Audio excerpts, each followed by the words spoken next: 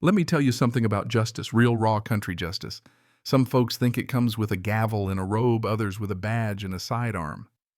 For me, it comes in the shape of 110 acres of wild Alabama woods, a battered set of boots, and the knowledge that if you cross my line, you better pack a lunch, because it's gonna be a long, ugly day. That morning before dawn, I'm out on the trail boots, crunching underfoot, breathing in that honest, earthy smell of pine needles and lake water. That's my church right there, no hymns, just whip poor wills and the far-off splash of a fish, the kind of peace you have to bleed for, claw for, sometimes even fight for. My name's Miles Decker, and everything my eyes touch out here in Tallapoosa County, that's mine, bought, paid, built and protected by these two hands, and the kind of stubbornness you only get from surviving places nobody should have. Thing is, peace doesn't last. Never does. Maybe that's why I notice the Mercedes before it even turns up the drive, chrome glinting through the trees. Tires throwing up gravel like it owns the place. I stand on my porch mug, in hand, sweat still on my brow from splitting kindling, and watch as Trouble herself steps out. All pastel blazer and high-dollar shades, lips twisted into a smile that says, "I've come to take what's yours, and I'm going to do it with a compliment. Lord help me." She struts over, introduces herself, Karen Ventris, president of the Cotton Ridge Shores Homeowners Association.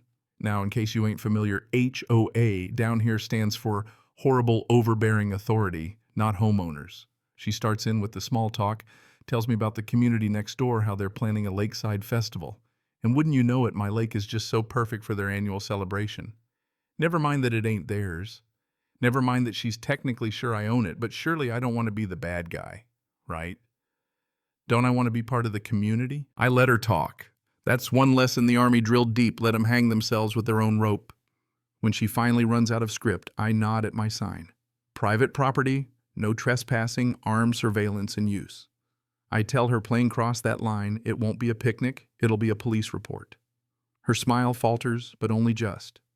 "You do realize how this will look to the community?" she asks, voice dipped in threat. I lean close enough for her to smell the gun oil on my gloves and say, "Ma'am, I stopped caring about appearances the day I cleared a room with 6 rounds and no backup. Now get off my land." She leaves, of course. They always do. But folks like Karen don't leave empty-handed. They come back with lawyers' paperwork, and when that don't work, dirty tricks. That Friday, just as the sun's burning off the mist, I'm checking my cameras when I hear it. Metal on wood. Not a critter, not a windstorm, just that distinct sound of civilization trying to invade. I follow it down to the shore, and there they are.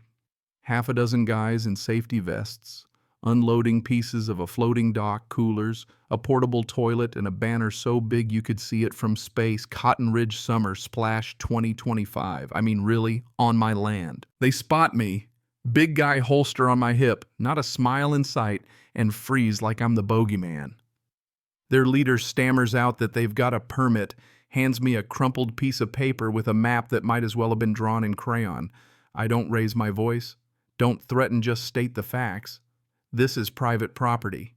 That permit is as worthless as a screen door on a submarine, and they've got 60 seconds to pack up or I'll introduce them to the sheriff. They start scrambling, but not before the next act arrives a lawyer, all shiny shoes and bravado, waving his own folder. This guy, Jonathan Pierce, legal counsel for Cotton Ridge, tries to big dog me about interfering with a community event. I point to my body cam, tap my laminated deed, and lay it out, my land, my lake, my rules. He blusters, but I can see the gears grinding behind his eyes. They retreat, tails between their legs. And for a minute, I think maybe, just maybe, they'll get the message. No such luck. Saturday rolls in hot and sticky, the kind of day where the air feels heavy with bad intentions. I'm out collecting trash, zip ties, plastic forks, volunteer maps, labeling my land as Zone C Family Float. When I notice 2 kayaks drifting onto the lake. 4 teenagers, all giggles and splashing, but it's too staged. I spot adults lurking at the tree line, one filming another with a badge, a third with a phone already recording.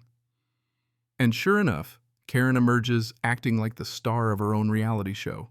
I stand my ground, don't yell, don't brandish a weapon. I just remind them. You're trespassing. You've been warned. Cameras are rolling. That's when Karen tries to play the victim, shrieking about me threatening children, her whole crew filming for Facebook infamy.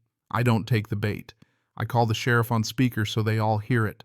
When the deputies roll up, kids start crying, adults start lying, but the county GIS map don't care about feelings.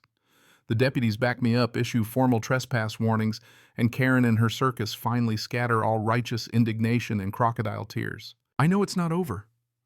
That night I check every camera, reinforce the gate, even pour myself a drink, call it a preemptive victory lap. But it's not enough. Sunday morning hits different. The air's wrong, burnt plastic chemicals. My gate's busted tire tracks cut through the grass and down by the shoreline. It's a crime scene, garbage everywhere. Contractor bags of paint, thinner and fertilizer dumped in the water, and one of my cameras ripped out. Whoever did this knew exactly where to look. I'm not scared. I'm angry. I collect evidence, photos, video, even a sample bottle for the sheriff. Back at my office, I line up the timeline, cross-check sensor logs, and sure enough, there's footage, 2 figures in the dead of night, a white GMC Sierra idling off the trail. HOA's vice president drives one of those figures. I take it all to Sheriff Darnell, a man who knows the difference between stubborn and stupid. He sends a crew out, orders water testing, and I brace for round 3. Because people like Karen, they don't stop. They escalate. That night, well past midnight, my phone buzzes. Motion detected South Trail. I'm out of bed, boots on, shotgun over my shoulder unloaded, but they don't know that body cam rolling. I watch on the feed as 6 figures haul gear down the path, assembling a stage, setting up a generator, the works.